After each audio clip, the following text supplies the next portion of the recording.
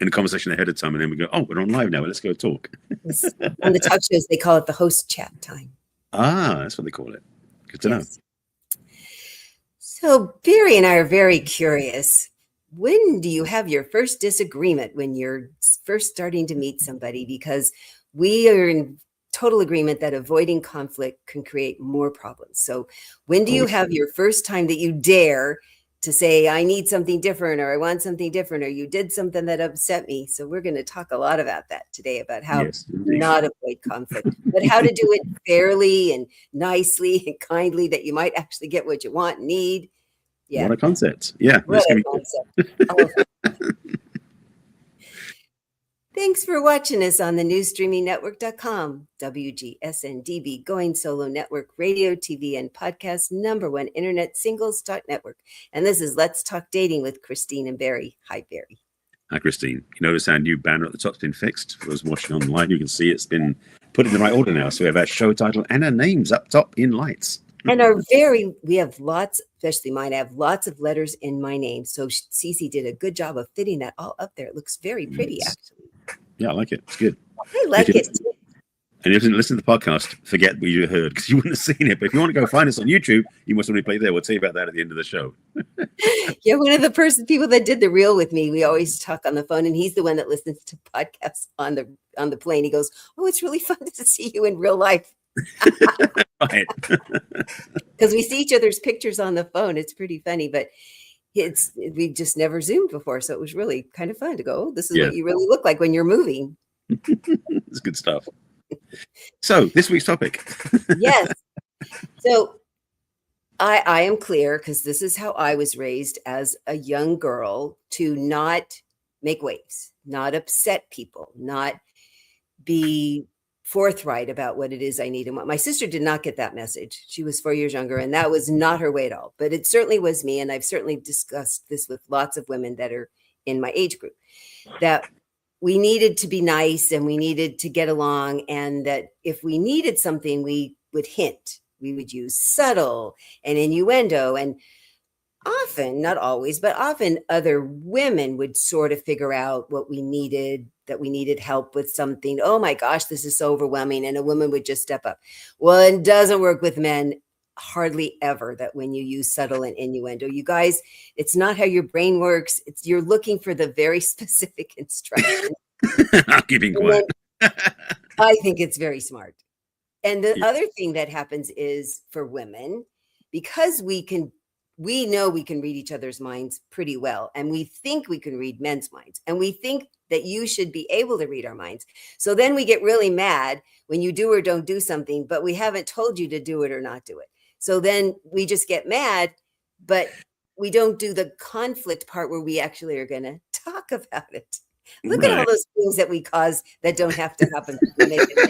Indeed, yes.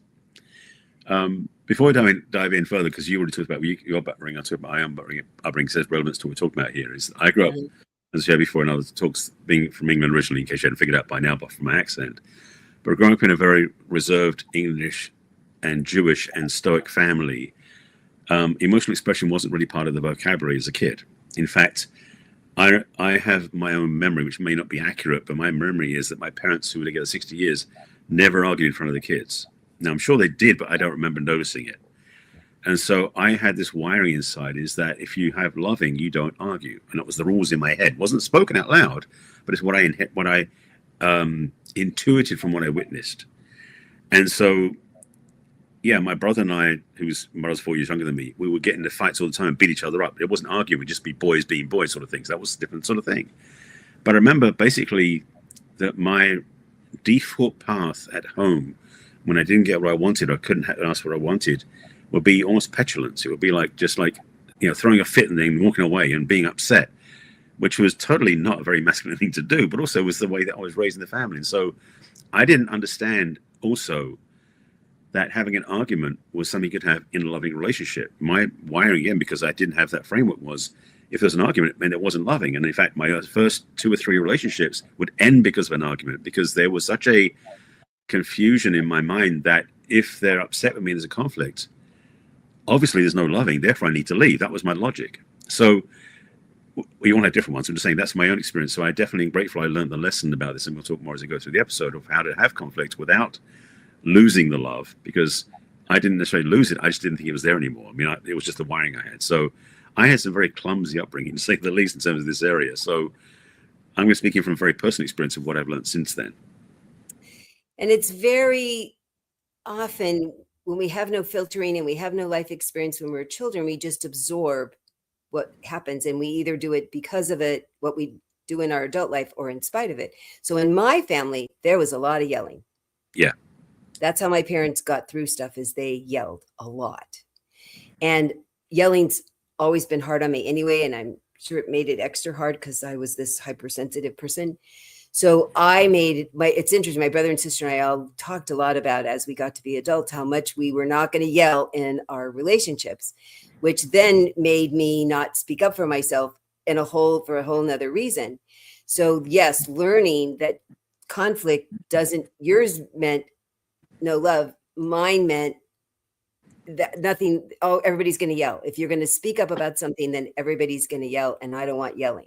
Yep. So I avoided it at my own peril, at all costs, in my first marriage. And it was awful because I didn't speak up about even little things, much less big things. Mm-hmm. So the hardest part, I think, is to now decide, how can I have a disagreement? How can I have a conflict and say it in a way that honors me and the other person? Boy, that's the ticket, right? If you feel like both people are honored, no matter what happens, no matter if you do get upset and voices do get raised, that you still feel like you're honoring both yourself and the other person. And boy, we're going to teach about that today because it's so valuable, right? Well, the other part also is we don't really have models, even in the media, where you have conflicts of opinion. I mean, looking at politics, looking at our other countries, on all levels of social interaction, the lack of conscious conflict resolution, because that's what we're talking about here, is basically, it makes it hard to figure out how to do it. That's one reason I'm glad we're talking about it today, because hopefully people will get from our conversation about how you can, in fact, have a conflict and still have connection, intimacy, and love, so that you can actually heal and grow, rather than going to the pit of he said, she said, never working out and always having nothing but troubles. Because the title says, avoiding conflict creates more problems, because the way we do conflict is so scary. We try to avoid it at all costs. And so that's what I did, and I would leave. So the problems I had was I'd leave relationships, be out of love. That would be my result of not having conflict, or at least not being capable of dealing with conflict in a conscious way. And certainly learning how to get through a conflict is the part that gives you the opportunity to feel even more intimate, even more connected, even more loving and loved. That if you don't ever speak up, if you just keep getting along to get along, there's no way that you can be really connected to another person. So learning how to do that in a way that brings you ultimately closer, whatever it is that happens in the middle, is really going to be our goal about what we're going to talk about today. Yeah. And one of the things I'll say as one of the starting points is your attachment to being right is directly reciprocal to your ability to be connected. So, meaning, simply put, it's like you can be right or you can be happy. You can be right or be loving. So that's going to be part of the things we're talking about, because our egos love to be right. That's the way we're wired. That's the way we grow up. So most of us, that's our innate programming, that we want to be right, and being wrong is somehow shameful or something else. And the truth is, if you can admit that you're wrong, even if you're not wrong, is an interesting dance to play with, because the reality is it's almost like gives you more power, because you know that you're not wrong, but you also don't choose to be attached to being right. And again, this is just, we're planting seeds right now, but we're going to talk about more in the show, just how powerful it is to not be attached to being right in a conversation with somebody, because the challenge with right is there's always somebody who's going to be wrong. And so if you're right, the person you love must be wrong by logic, which means you're creating a situation that isn't really very positive. So you get a choice what you want to do with that. Oh my goodness, so important. So the two levels that I know about personally and talk about professionally are, if you have something this is how I really need to be treated. This is the way I need to be spoken to. This is the correct, right way. Mm-hmm. Could I teach you, if this is not your normal way of talking, and I really need to be spoken to this way. It's not that you're doing anything wrong, and I'm sure it works with other people, but the way to do it, if you want to get close to me, I like these words. I like this kind of a tone. I like this kind of a conversation. And that both people get to start from where it is they like it. And can they negotiate where neither person feels like they're losing themselves, but can they get a little closer? Mm-hmm. And then what happens often that when that first brings it up, because we don't talk about stuff until we've often had an explosion. I teach people to talk about it ahead of time, but usually it's an explosion. That the intention was good.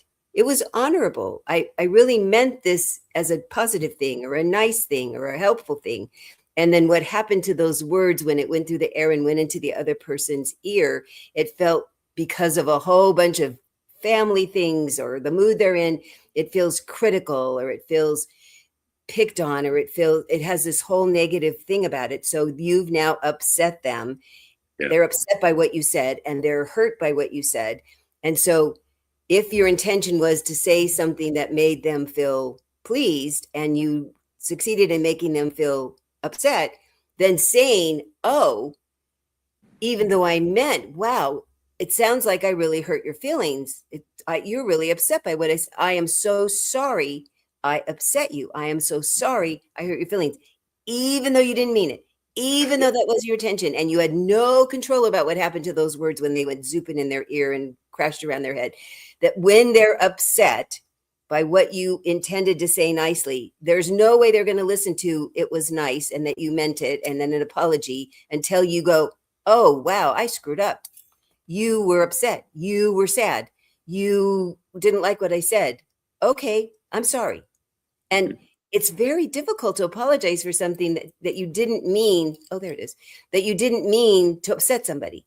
You didn't mean it, but you need to apologize because it's the impact. The impact is what matters, right? And the thing is, and I have, okay, transparency here. I have bruised other people's feelings on many occasions over my life, and in particularly in intimate relationships, and said things and done things. And it's an interesting thing, just looking back, I'm just thinking, reflecting, I think I mentioned on last week's show, I met up with an ex-girlfriend previously who I hadn't seen in over 30 years, and I think it was at least 20 years, but we were in a relationship like 40 years ago. And I know I messed it up big time when we were together.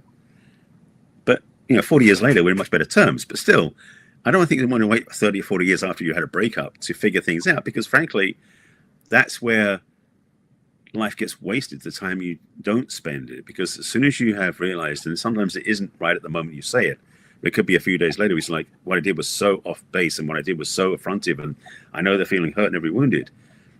Be the bigger person and reach out and offer an apology. Reach out, it's like, I was blind to what I was doing, I wasn't conscious, whatever it was, and say, how can I make it up to you? How can I correct that? I want to apologize. Now, one thing I want to say, just a sidebar slightly, because some people just say, I'm sorry. And this is a spiritual teaching, just sidebar for a second, just to go slightly off track. If you are somebody who follows a spiritual teaching, you know that the term, the I am presence, means it's the God within us. So I am whatever it is. So whenever you say I am something, be careful what you say, because you may be denigrating the very God that you are inside. Okay, I've just scared all the Christians now. Yeah. But I want to say, so when you talk about this, you will say, I want to apologize. Because apology is something you can say, but you are not sorry. You are whole. You are complete. So just it sounds like a wordplay thing, but trust me, the empowered way to apologize is to say, I apologize. I made a mistake. I want to be different. Can I help you some other way?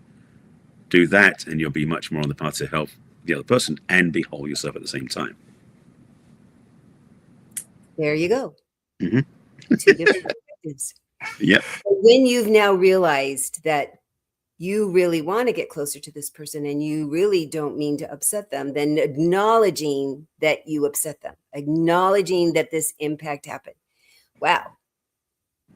I see that. I hear that. You're hurt. You're upset. I did that. It happened unintentionally, but it did. So I want to say I noticed. I hear it and I see it. And I really like the I'm sorry word. Choice. In my little world. So, but before you get there, if it's one of the things that we talk about when you're very first you're getting to know yourself. What are the kinds of ways I like being talked to? What are the kinds of ways I like being treated? What's important to me to interact with other people if I'm considering seeing them more, and to be really direct and nice and upfront about it. So everybody knows Christine likes manners, that manners make me hot. I want all my chairs pulled out, all my doors opened, all my coats put on.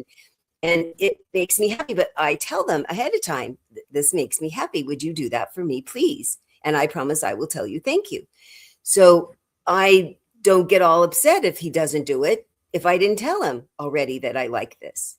Yeah. And that if he doesn't used to it and he forgets, I'll just stand there and smile and wait and say, oh gosh, I'd like this. And they go, oh, okay. So before something happens, knowing this is important to you and saying it out loud is really helpful, very helpful for the other person, both sides. And then we also know that Christine does not do well if she hasn't had enough sleep and or enough to eat. So if I know I'm in a crabby mood, I'll say, I know I'm in a crabby mood and I might have a crabby voice and I might be a little short. I'm just putting up the warning. Here's a little sign on my head that says, I'm in a crabby mood. So could you give me a little grace that I might sound a little crabby and I don't mean it. I so don't mean it, because generally I'm not like this, but I'm like this right now.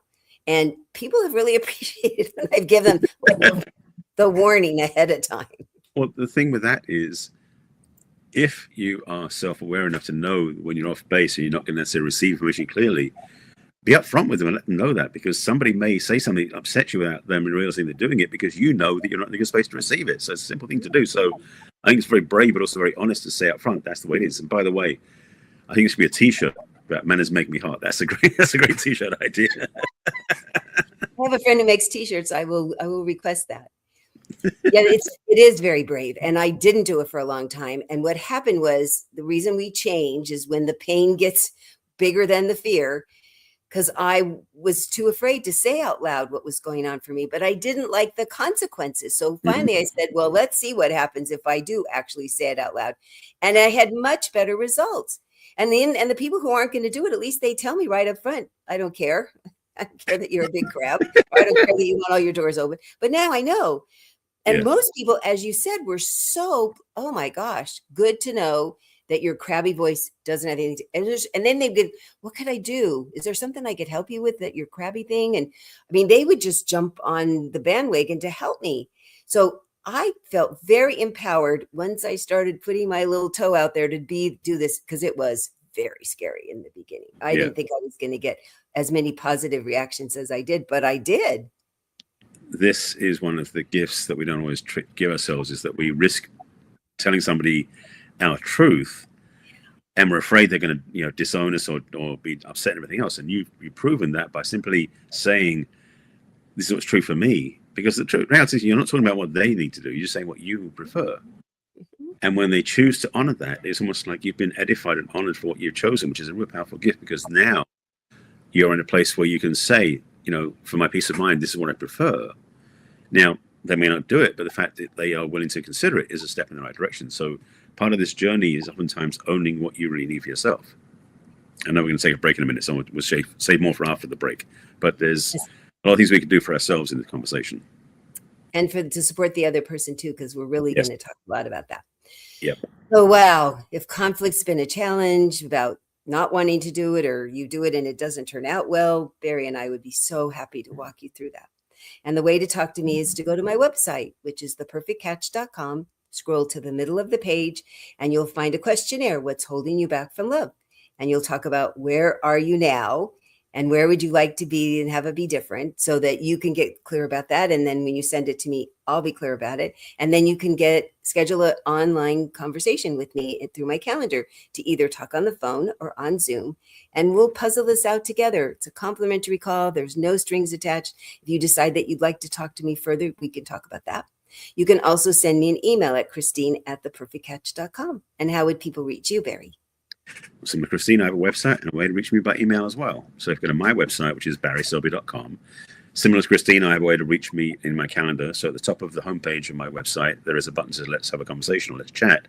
Click on that, it'll take you to my calendar. You choose a time on my calendar, and then you fill out a form that I have, which is quite a detailed one, because I want to know where you are and what you're looking for so I can help you, because that's the reason for spending time together, because time is valuable. You schedule the chat, you'll get a Zoom link, and we'll have a Zoom conversation for 20 minutes, 30 minutes. They'll give you clarity on where you are and what you're looking for, and if I can help you or not. There's no attachment. There's no, you must then become a client. It's more about if we both decide we want to work together, because it's a mutual conversation, then we talk from there. If you want to send me an email, you can send me one at barry@barryselby.com. Especially if you want other things you want to find out that's not on my website, it's a good way to reach me. We'll tell you more about everything else at the end of the show. So we're going to take a short break for our wonderful new streaming network.com that distributes our shows and our podcasts. And then we'll be right back to talk more about avoiding conflict creates more problems. See you in a moment.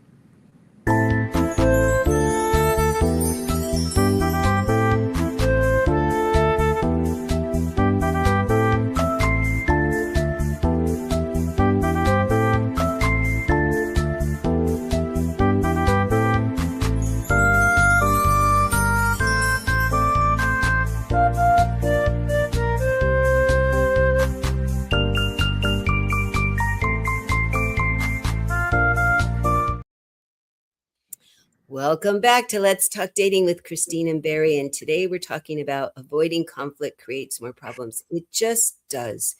I mean, there used to be a funny show when my grandparents on the radio, it was called The Bickersons, and these people just bickered, and they seemed to really care about each other, you know, and that was how they lived their lives. It's so not how I want to live my life. Right. And some people just do it that way. They are sarcastic and they pick on each other, and it works for them. It just wouldn't. I'm glad they meet each other because that's not my type. But generally, people don't speak up because they don't want to upset the other person, and they don't want the other person to leave, and they don't want to feel bad, and maybe they don't think they deserve speaking up. But I have lived a great deal of my life through my 30s where it didn't work out that way at all, that not speaking up for myself created way more problems for me and anybody else that was trying to do something nice for me, or at least trying not to do something bad for me. And boy, you men, your priority, if you care about us, you have a really high priority about how to please us, how to make us a happier person. You want us to be happy, but you want us to be happy with you. You want us to like you and think you're smart. And then right below that, a millimeter, is how not to piss us off. And if we don't tell you, it's constantly like landmines everywhere around you, and you don't know where to step. One of the challenges with that, and it's something I definitely went through in my own 20s and 30s, is that, as I mentioned earlier about not being comfortable having conflicts or arguments, is that I would basically try to be peaceful and basically, well, let me be blunt, numb. It's like I wouldn't react to anything. So I've been centered. It wouldn't be like consciously centered and neutral, like really consciously in terms of meditative. No, it'd just be numb. And so I would be in relationships, and I'm using the plural because it was several times, where the lack of emotional expression on my part was a bigger issue for the relationship than if I simply said, this upsets me and I'm upset and this hurts me and I want to talk about it. Again, 2020 hindsight's great. I would have been nice if I'd known then what I know now. But the reality is we can change going forward by knowing that it's okay to say, I'm upset by what happened. Now, a piece of the teaching as well is oftentimes we say, I'm upset because you did this to me. And this is a very disempowering thing. We talked about codependency many, many shows ago, and we talked about this then. So it's a reminder that when you say you're upset, I'm upset because I felt this when you did that. Not that you made me feel it, but I felt this when you did that. Because what you're stating is, as an outcome of what somebody did, you chose, keyword chose, to feel upset. And that's the truth, because somebody cannot, and this is going to sound silly, but you must listen to this, nobody can make you upset without your permission. That's a quote from somewhere I know, from some famous teacher. But the reality is that you're upset is because somebody has access to your buttons and you're letting them push them. If you really are self-governing, self-owning, you know how to disconnect those buttons and they won't be able to do anything. So when you're feeling upset, you're recognizing you're giving your power away, and you're not being honest if you don't voice it. So that's why it's important to say, this isn't working for me, because otherwise you get more problems than you planned, as I know from personal experience. And then you get in a loving, caring relationship, and there's a new thing that pops up. Wow, I didn't even think to tell you that. I didn't even realize there was that. And boy, that really upset me. And I'm owning it, but yeah, don't do that again. I need you not to ever do that. You never do that again. Boy, that certainly happened to me more than once. And the other thing is that I've I've said this and we had an agreement and you promised what's going on.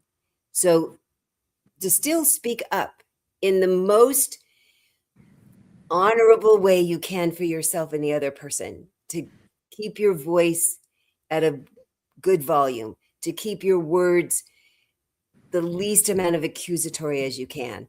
Because it's what, when I coach couples on the phone, it's what we work on is the tone, the words.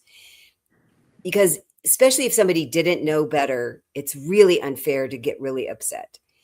And Right. if you did have the conversation and they forgot or they didn't realize it was that way or whatever, to say, yeah, I'm still upset. I really need you to apologize because we had this agreement. And yeah, I get that you're a human being. So that you still talk about it, you still say it, that you don't let it slide. Because letting stuff slide is what resentment happens. Alison Armstrong, in a few classes ago, talked about the difference between putting up with and tolerating. And that tolerating is something you've now made the agreement. This is who they are, and I'm okay with it. Because they get that this is who I am, and I'm okay. It's still above the good enough line. Putting up with generally falls below and stays below the good enough line. And that's when love will leave. Resentment kills love every time.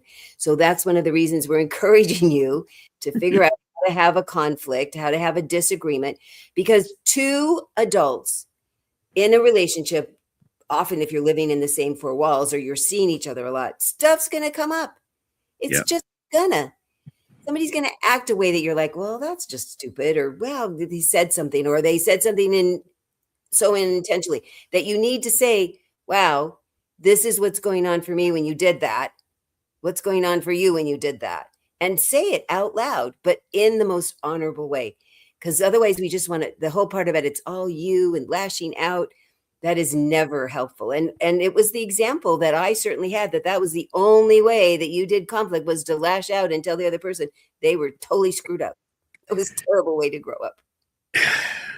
That's the thing, and I speak this as a broad spectrum thing, because we've all had imperfect upbringings. Just that's the reality of life. That's the joy of our parents not knowing what's, it's like, the truth is, they say, when you know better, you do better, usually. But our parents didn't know that much better. So the way they acted around us was the way they acted. And that's the thing. You can spend your years blaming them and judging them and saying, well, it's because of them I'm upset and I'm effed up, as some people say. Or you can say, you know what, I'm taking charge of my life.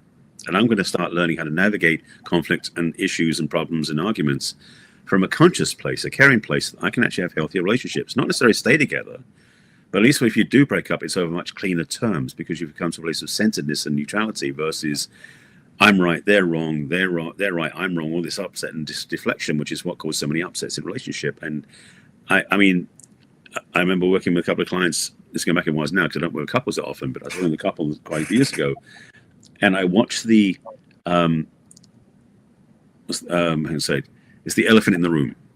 It was like the thing they could not resolve and they wouldn't face it.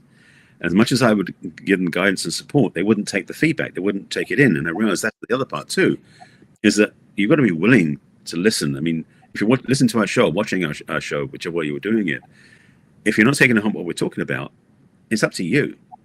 We're teaching what we've learned and grown from, what we've become. You get to decide if you want to use it or not, because it's really a choice whether you want to have a healthy relationship or not. And that's the thing, is I know people watch the show a lot. I like to think, cross my fingers, believe that they take into heart what we teach them so they can be better experienced in a relationship. This is a big one to take on. And I know that, but hopefully you'll understand that this is worth learning how to do properly.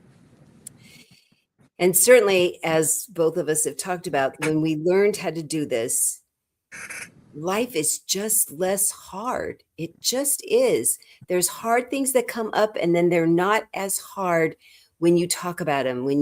There's a wonderful book that my sister-in-law sent me that I recommend to clients all the time. And it's There's No Such Thing as a Dragon. And it starts out with a little boy who the dragon comes to breakfast with him. And he says, oh, Mom, there's a dragon. She says, there's no such thing as a dragon. And throughout this little book, the dragon just keeps getting bigger and bigger because the mom keeps denying it. And it ends up running away with the house to follow after the bread man. But at the end, the dad comes home and goes, what's going on? And he says, the son says there's a dragon, and the mom says there's no, and he goes, of course it's a dragon. And he goes, pshoo, and it goes back down to the size of a puppy. And that's what happens when we deny our feelings, when we deny giving the other person let's give them the benefit of the doubt that if we said this in a clear, concise way, they might do something differently. Because you don't want you to change as a person. There's so many different ways to say the same thing and act about something that if you say, oh, I could use those different words. Would that work better for you? And would you use different words for me? That's where you talked about the right in the beginning, that could we be flexible? Could we now say, this is so important to you.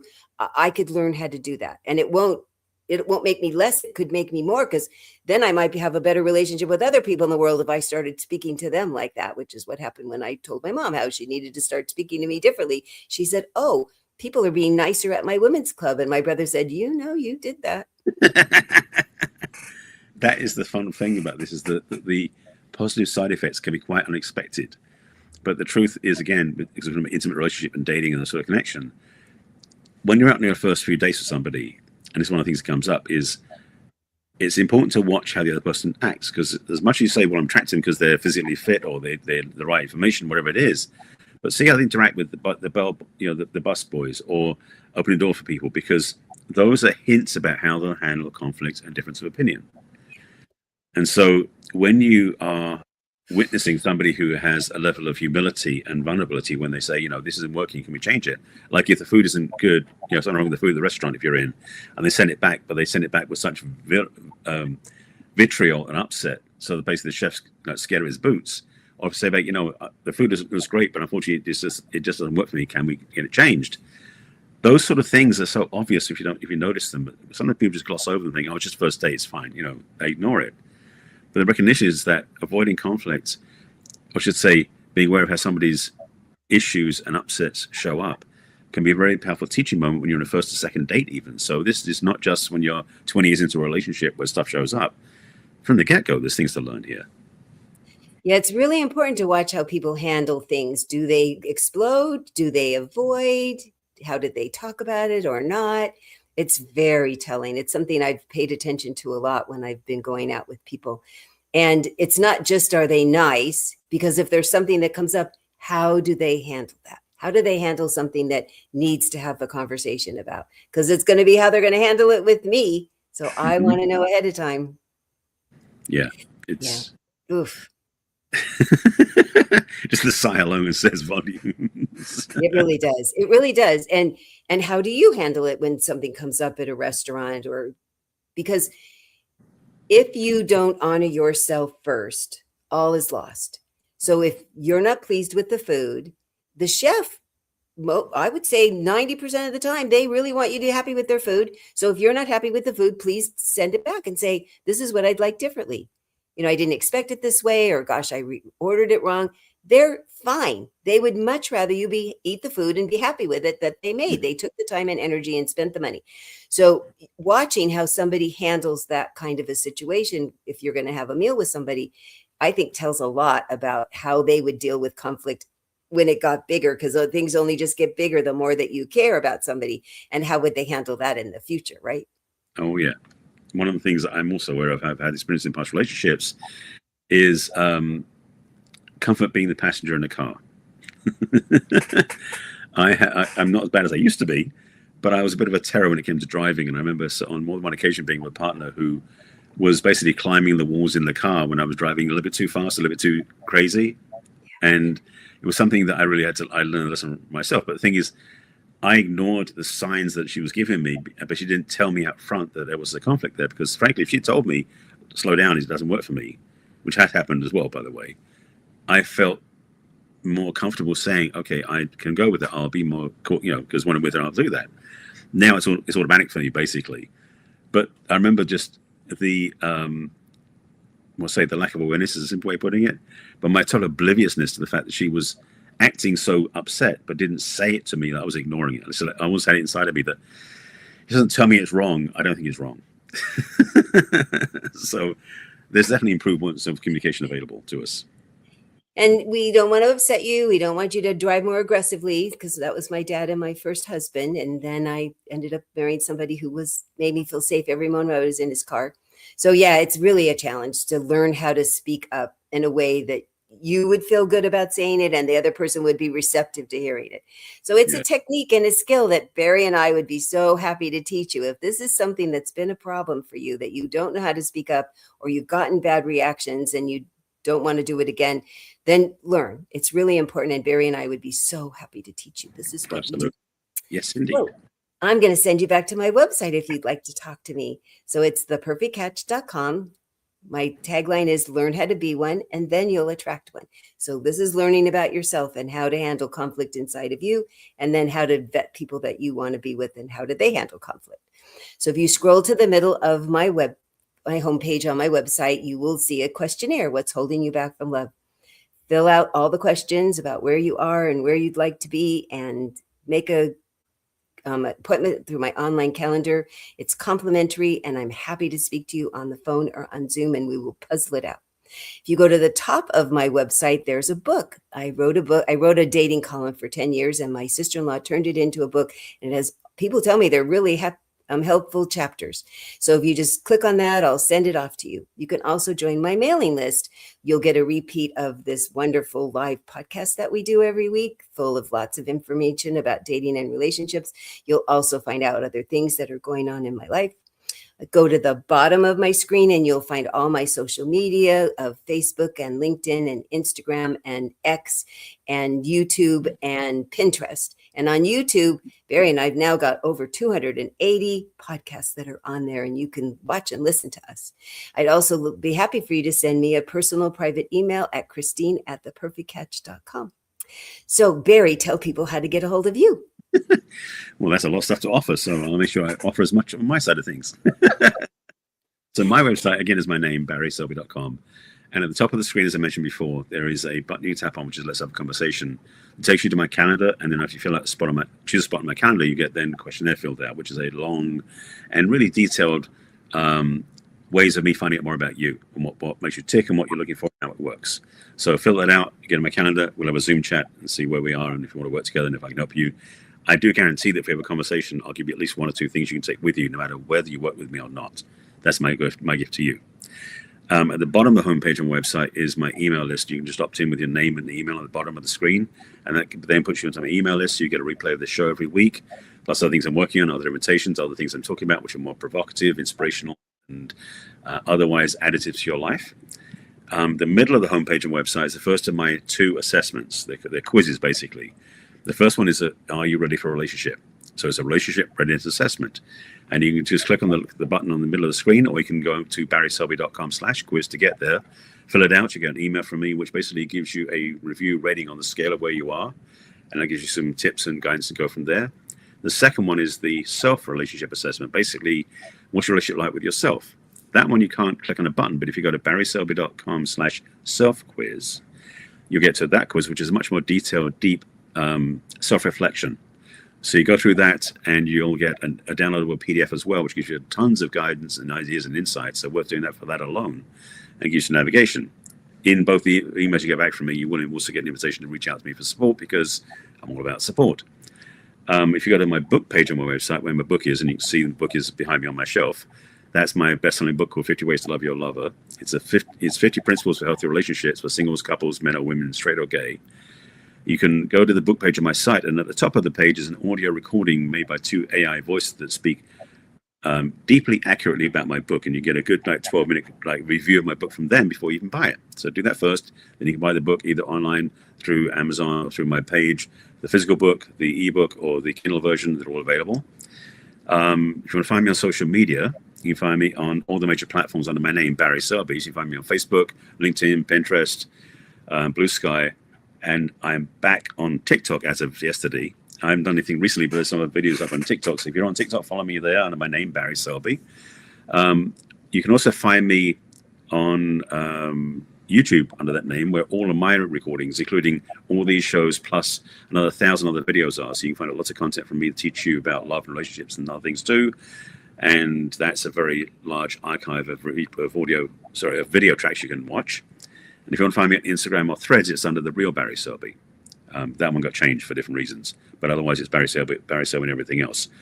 If you want to send me an email, as mentioned before, you can send me one at barry@barryselby.com, and you can reach out to me anytime you want. And we're here every week on Thursday from 1 o'clock Pacific to 4 o'clock Eastern and all the times in between. You're welcome to watch us live and send us questions. We'll be happy to answer them on the air. And then if you want to watch our repeat, you can watch it on Roku or YouTube. But people can listen to us, right, Barry? Absolutely, because our show not only is a video interview conversation show between Christine and I, it's also a podcast. So if you have a podcast platform you go to, whether it's Apple Podcasts, Spotify, Amazon, or some other podcast platforms, look for Let's Talk Dating with Christine and Barry. You can listen to our show, all 280 episodes. Well, 200, I think there's maybe 4 yet to go up there, but they go up every month. But you can binge listen wherever you are. So if you're not able to watch our show online because you're not sitting at the screen, like you're driving or out shopping or something, you can just listen to us with the phone, with your earbuds in, and have a listen to our show that way. And you can binge listen, share with your friends, check it out, because we have lots of good content for you. And whether you're watching or listening, we'd love for you to subscribe and leave us a review. And if you hear something that you think, oh, I have a friend who would really need to hear this, please share it with them. Absolutely. We'll be back next week with another interesting topic about dating and relationships. We'll see you then. You take care of yourselves. Bye for now. Bye.